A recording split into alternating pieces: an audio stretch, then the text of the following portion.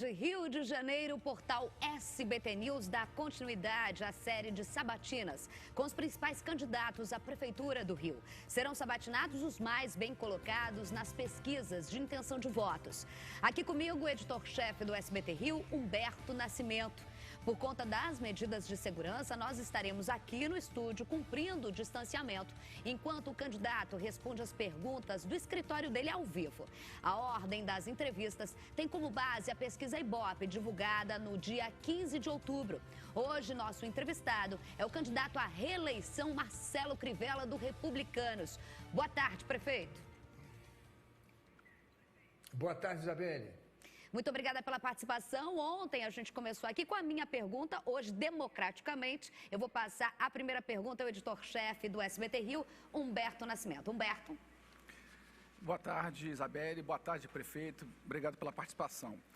Bom, Boa tarde, Humberto. Candidato, levantamento da agência de checagem de dados Lupa apontou que o senhor cumpriu menos de 20% das promessas feitas na campanha de 2016. Né? De 60 propostas registradas no TSE, o senhor cumpriu apenas 11. Diante desses dados, que motivo o eleitor teria para confiar nas promessas atuais? O importante dizer, Humberto, é que nós tivemos 15 bilhões a menos para administrar a cidade. 10 bilhões queda de arrecadação e 5 bilhões e 200 milhões nós tivemos que pagar dívidas. Eu não concordo com esse levantamento da Lupa. Nós fizemos muito mais. Agora, é muito importante lembrar isso que eu te falei. Quando nós fizemos a campanha, o Eduardo dizia que as contas da prefeitura estavam em ordem, e não estavam. Além de tudo, um imenso escândalo de corrupção que levou dezenas de funcionários para a prisão.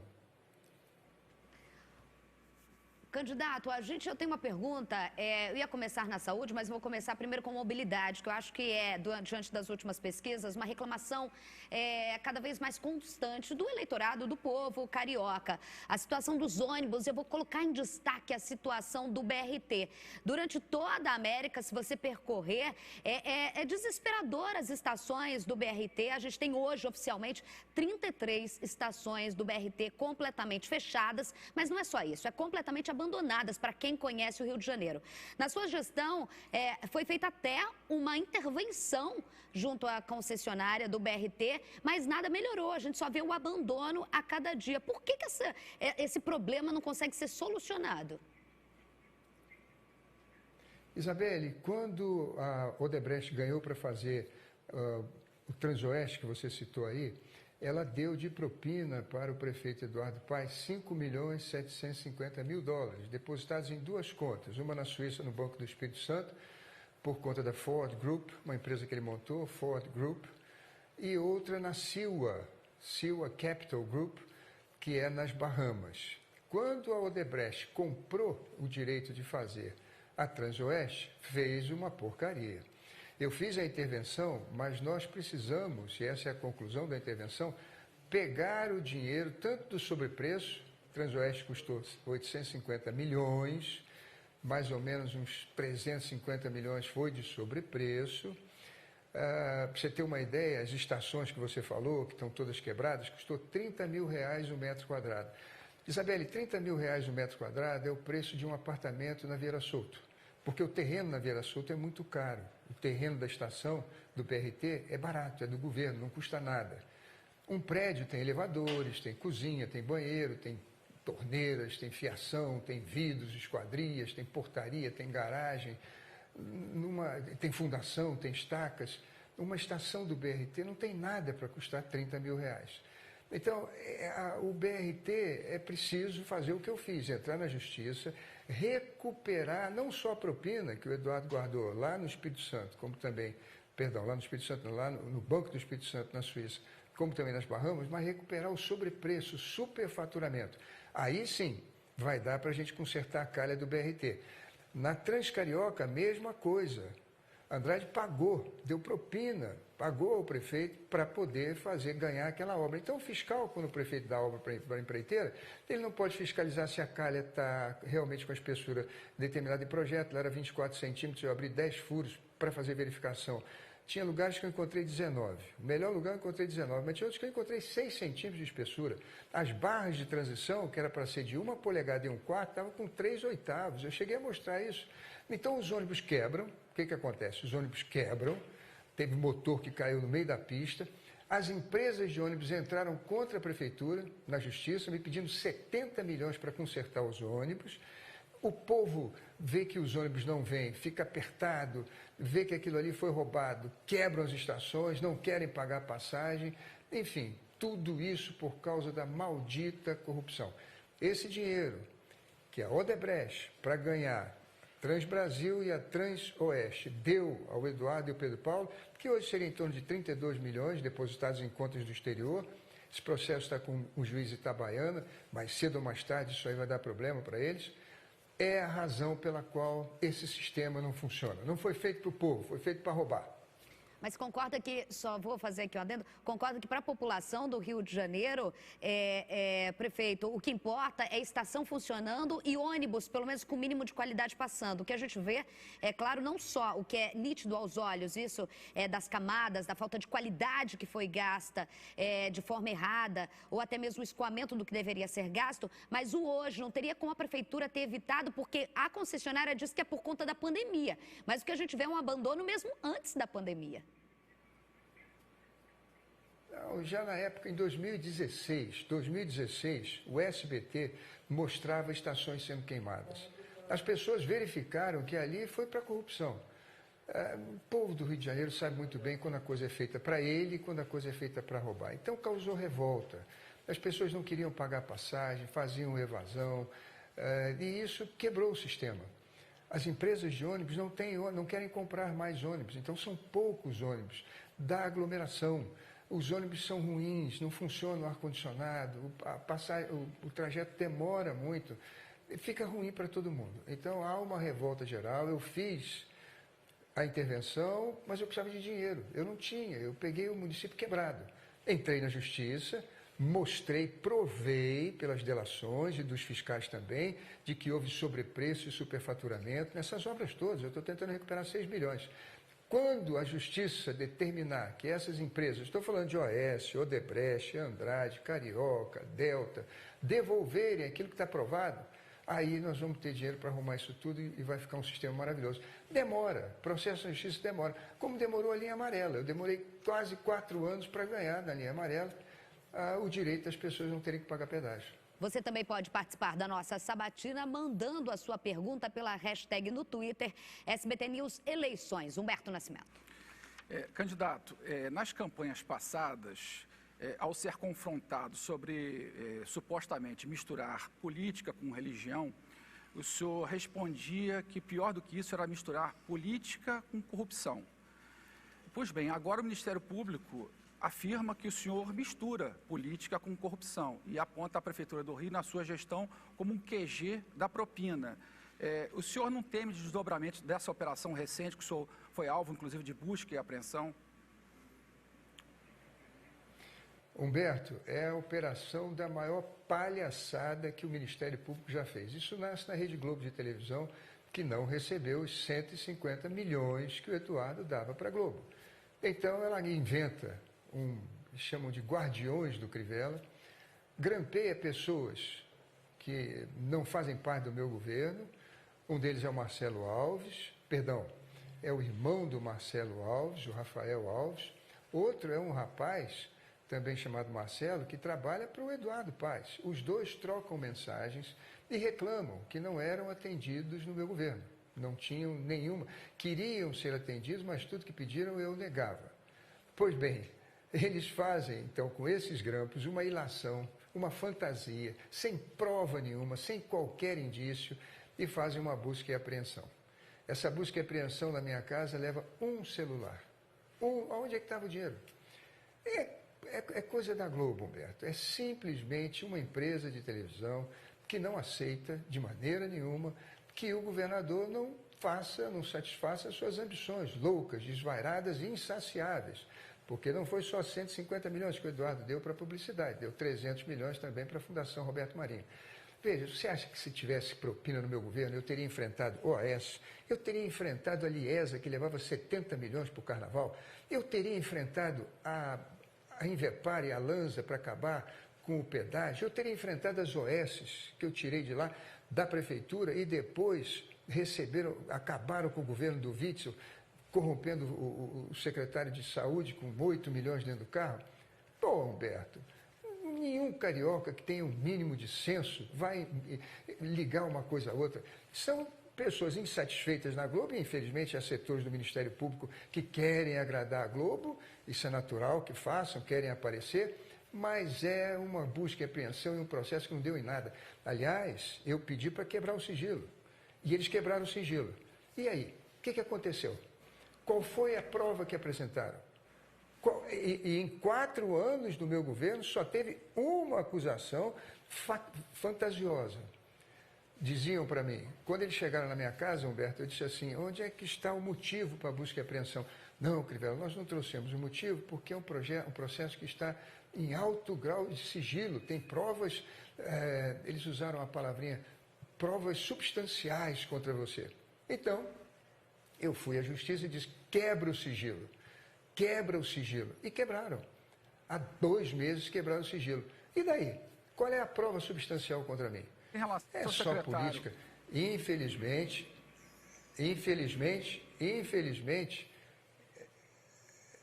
não apuram as contas do Eduardo lá fora. Isso é de 2014, com delação do diretor da Odebrecht, dos doleiros, das empresas que fizeram o transporte, dos funcionários e as contas nos bancos com o nome das empresas. Isso não apuram. Em relação ao secretário Marcelo Alves, o senhor botaria, por exemplo, a mão no fogo por ele? O senhor não teme nenhum tipo de desdobramento em cima de investigação em cima dele? Absolutamente. Marcelo Alves é um homem honrado. Olha, quando nós assumimos, o Réveillon custava 20 milhões, com o Marcelo passou para 10. O carnaval era 70 milhões. 70 milhões Eduardo colocou em 2006 no carnaval. 3 milhões por escola, que dá 39, somando todas as outras despesas, dá de 70. No último carnaval, nós não colocamos dinheiro nenhum. E o carnaval foi tão bonito quanto antes. A gente botava 70 milhões e a Globo ia para lá fazer a filmagem, vender a publicidade e ganhava 250. A Liesa, vendendo os ingressos, ganhava 100 milhões. E a prefeitura bancava a festa. Ora, eu tirei esse dinheiro e botei nas creches. Nossas creches passaram de 15 mil crianças para 23 mil. E cada criança, na época do Eduardo, ganhava até junho de 2016, R$225. Na hora que ele estava saindo, passou para 300. Eu verifiquei que em São Paulo e em Minas eram 600. Então, dobrei para 600. Exatamente com esses 70 milhões do carnaval. E o carnaval ficou tão bonito quanto antes. Candidato, eu tenho aqui uma pergunta, vou até aqui para não me atrapalhar com os números. Eu fiz um levantamento olhando no orçamento da Prefeitura no ano passado, desde 2017, seu primeiro ano na Prefeitura, comparando com 2020, o gasto com construção e recuperação de praças quase que quadruplicou aqui, dando um percentual aí exatamente de 363%. Em compensação, a verba de prevenção de enchentes vem caindo a cada ano. Tem aqui em 2018, foram 789 milhões de reais. Este ano, 404 milhões, ou seja, a redução de quase metade. Construir praças é mais importante do que evitar enchentes e deslizamentos? Não. Ocorre que esse ano é um ano atípico. Você está comparando alhos com bugalhos. Você não pode comparar um ano sem pandemia, um ano com pandemia. Esse ano com pandemia, nós não podemos fazer investimentos. Nós tivemos que gastar os recursos com a saúde. E fizemos um hospital de campanha em 25 dias. Não tem hospital de campanha melhor no Brasil do que o nosso. 500 leitos, 400 de enfermaria, 100 leitos de UTI, todos eles com respirador, com monitor, com bomba infusora. Temos um centro cirúrgico, um centro de imagem, temos um centro de hemodiálise. Aliás, Isabelle, eu quero lamentar profundamente o incêndio que ocorreu hoje no Hospital de Bom Sucesso. Já removeram cerca de 42 pessoas. Metade delas vieram para os nossos hospitais do município. E quero lamentar também que houve um óbito, não por causa do incêndio, me parece uma pessoa que já estava em estado grave por causa de Covid, coronavírus.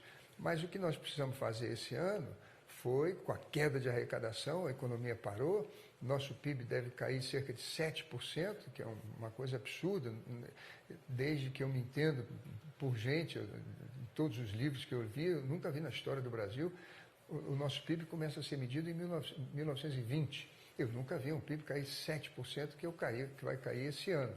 Então, nós não tivemos investimento, nem para a praça, nem para as obras de contenção. Mas eu quero lembrar você que nós fizemos se não me engano, cerca de 400 intervenções nas comunidades. E fizemos a maior obra de contenção na Avenida Niemeyer, gastando cerca de 40 milhões de reais. Acho que a Niemeyer talvez seja o lugar mais seguro do Rio de Janeiro hoje, com tantas obras que foram feitas ali.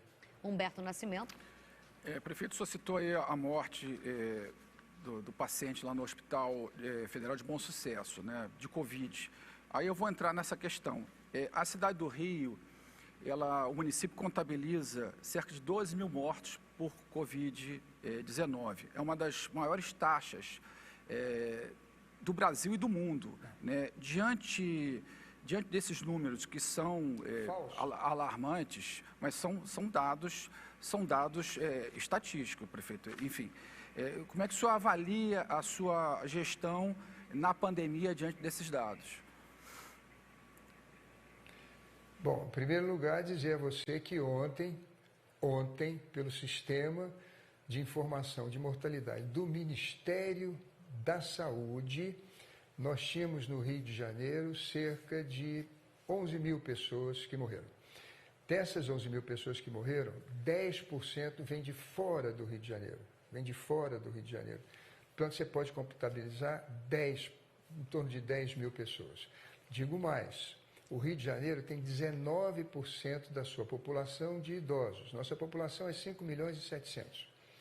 Vamos comparar com São Paulo, a cidade mais rica do Brasil, onde nós temos os melhores hospitais privados, os melhores hospitais federais e universidades, e também um município que não passa pelo sufoco que passa o nosso município e o nosso estado. Nós tivemos aqui o PMDB, Eduardo, Cabral, fundaram toda a nossa cidade e o estado. Então, um preso e outro deve ser brevemente. Mas veja bem, se você pegar os 20.500 que ontem no SIM, peço a você que confira, e dividir pela população de São Paulo, que são 12 milhões e 300, e pegar aqui os 10 mil, em torno de 10 mil que morreram no Rio de Cariocas, que morreram, e dividir pelos 6 milhões e 700 mil habitantes que temos aqui, você vai encontrar exatamente a mesma coisa, 0,0016 aqui no Rio de Janeiro, 161, e em São Paulo, 165. Portanto, morreu um pouquinho mais em São Paulo do que aqui. Agora, nós não tivemos hospitais de campanha do Estado. Nós temos uma população 3% mais idosa do que em São Paulo. De tal maneira, Humberto, que essa pergunta sua, eu digo a você, é absolutamente despropositada.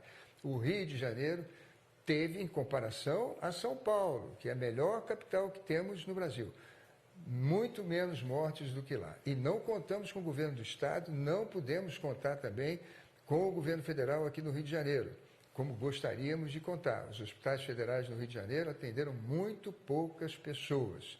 Quem ajudou foi a Redditor, que conseguiu empresários e fez um hospital de campanha no Leblon e fez um hospital de campanha na Barra da Tijuca. Esses nos ajudaram. Mas fora isso, o Rio de Janeiro foi que bancou essa guerra. E digo mais, hein? Se eu não tivesse comprado 800 respiradores ano passado, 1.800 monitores, 280 bombas infusoras e 27 tomógrafos foram instalados na cidade toda, teriam morrido muito mais. No início da pandemia, os especialistas diziam que morreriam 3% na cidade do Rio de Janeiro. 3% de 6 milhões e 700 seriam 200 mil pessoas. 200 mil pessoas. Como eu disse a você, morreu 0,0016, o que dá 16% de 1%. Então, menos de 1%. Se você comparar com os Estados Unidos, com a Europa, com países muito mais desenvolvidos que a gente, você vai ver que teve cidades que morreram muito mais do que 0,16% de 1%. Ou seja, 16% de 1%. Não chegamos a 1%. A previsão era 3%. Não chegamos a 1%. Candidato, para você ver como a pergunta sobre mobilidade preocupa muito a população do Rio de Janeiro, eu tenho aqui a pergunta do Twitter pela hashtag SBT News Eleições, a pergunta do Renan Xavier Soares. Eles gostariam de saber do candidato, ainda falando de trânsito, sobre as obras nas estradas que não terminaram. Ele diz estradas, mas ele diz o exemplo da Avenida Brasil e também de uma obra em frente ao Terminal Novo Rio, que para ele não tem fim. O nome dele é Renan Xavier Soares. Renan, deixa eu te explicar. Eu estava conversando com a Isabelle agora há pouco de que a Odebrecht deu 5.750.000 dólares para o prefeito, para o deputado Pedro Paulo, em duas contas. Uma lá na Suíça, outra nas Bahamas. A empresa lá na Suíça chamava-se Waterford e a empresa que eles montaram nas Bahamas chamava Siwa. Tem o nome dos doleiros, as transportadoras, tem os recibos de depósito, isso está tudo na mão do juiz Itabaiana, Flávio Itabaiana, que tirou o sigilo. Ele aceitou a denúncia do Ministério Público e tirou o sigilo. Então, todos podem ir na internet e verificar isso que eu estou falando para vocês. Então, quando uma empresa, Odebrecht, dá 5 milhões de dólares, que hoje são 32 milhões de reais, 5 milhões e 750, para ganhar uma obra, os fiscais ficam de mão amarrada. E detalhe, o fiscal dessa obra, o Alexandre Pinto, que era colado com o Eduardo, pegou 76 anos de cadeia. Eles não mediram a obra, não viram qualidade da obra. Então a obra ficou toda quebrada, Transoeste. Agora vamos para a Transbrasil que você falou. Quando eu assumo em 2017, eu verifico que a Transbrasil, o que eles gastaram a mais, de 1 bilhão e 100, que era o valor da obra, eu só poderia fazer do Caju até Deodoro. Nós tínhamos perdido em corrupção do Caju até a rodoviária Novo Rio. Não tinha mais o dinheiro para fazer esse trecho. Eu demorei um tempão para negociar com a Caixa Econômica. Por exemplo, as estações. Eu falei para vocês que a estação do BRT, na época do Eduardo, custava 30 mil reais o metro quadrado. Preço de um apartamento na Vieira Solto. Pois bem, lá na Avenida Brasil, quando nós pegamos, nós negociamos para 5 mil reais. Quer dizer, com uma que eu estou pagando é para fazer 6. Mas foi uma luta muito grande, foi enorme. E pior, eu não tinha recursos, eu tive que pagar 5 bilhões de obras superfaturadas. E a arrecadação despencou 10, eu tive 15 bilhões a menos para tocar a cidade em 3 anos. Com chuvas, com um monte de problemas que nós tivemos, desabamento na Niemeyer, desabamento de túnel, uma coisa complicada. Pois bem, agora, no final do ano, finalmente a Transbrasil vai ficar pronta, por um preço bem menor e que nós tivemos que renegociar. Agora, o presidente Bolsonaro me arrumou 100 milhões de reais para que a gente faça de Deodoro a Santa Cruz. Já temos uma empresa que está tocando em 4 pontos. Na parte de Campo Grande, que tem pouco trânsito, ela está trabalhando de dia. Na parte do lado de cá, a parte que vai chegando em Bangu, aquela área de Vila Kennedy, ali é muito trânsito o tempo todo, a gente só pode trabalhar de madrugada e de noite. Mas logo, logo, até o final do ano, nós vamos terminar a Transbrasil e com o dinheiro do presidente Jair Bolsonaro, dinheiro do governo federal, vamos asfaltar até Santa Cruz. E eu garanto a você, vai ser uma obra de qualidade que os cariocas vão se orgulhar dela. De ponta a ponta, a Avenida Brasil vai ficar outra coisa.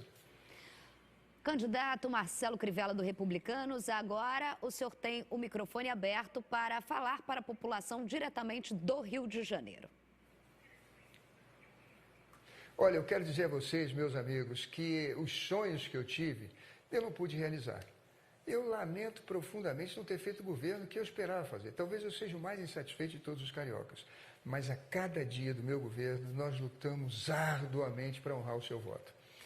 Não teve um dia que eu não tivesse que enfrentar um embate. Vocês sabem que nós fomos o tempo todo criticados pela Globo, porque eu não podia dar os 150 milhões de publicidade que o Eduardo deu, nem os 300 milhões para a Fundação Roberto Marinho, sem concorrência e dinheiro do Fundeb. Aliás, Eduardo também tirou 240 milhões da educação para dar para as empresas. E agora, o juiz mandou ele devolver. Tem 240 milhões indisponíveis na conta dele para devolver por conta de gratuidade. Veja, eu também dou gratuidade para as crianças na escola. Gratuidade não mudou, mas eu tenho a passagem mais barata do Brasil. 4 e 5, os ônibus não estão bons, precisa melhorar. Mas eu duvido que você vá em São Paulo, em Belo Horizonte, em Salvador e encontre passagem de ônibus a 4 e 5 e com tomada de celular no ônibus e com Wi-Fi em muitos deles. E também aumentamos o número de ar-condicionado na frota. Tivemos o problema com a pandemia, mas ainda assim estamos lutando muito para fazer o governo que vocês merecem. Fizemos 300 mil cirurgias nos hospitais, tivemos 22 milhões de consultas na atenção básica e vacinamos 34 milhões de cariocas. Peço a vocês que não permitam que a corrupção do passado volte. Peço a vocês que fiquem conosco, vamos continuar na nossa missão. Já terminou o pedágio da linha amarela, vai terminar o pedágio da Transolímpica, vamos recuperar os 6 bilhões das obras superfaturadas e fazer dessa cidade a cidade maravilhosa de Encantos Mil e a mais linda do Brasil. Muito obrigado. Candidato à reeleição, Marcelo Crivella, muito obrigada pela sua participação aqui na nossa sabatina do SBT News. O nosso editor-chefe do SBT Rio, Humberto Nascimento, obrigada mais uma vez pela participação também. E por aqui a gente encerra o segundo dia de sabatinas com os candidatos à Prefeitura do Rio. Amanhã, quarta-feira, vamos entrevistar a candidata Marta Rocha, do PDT. A gente se vê. Até lá. Tchau.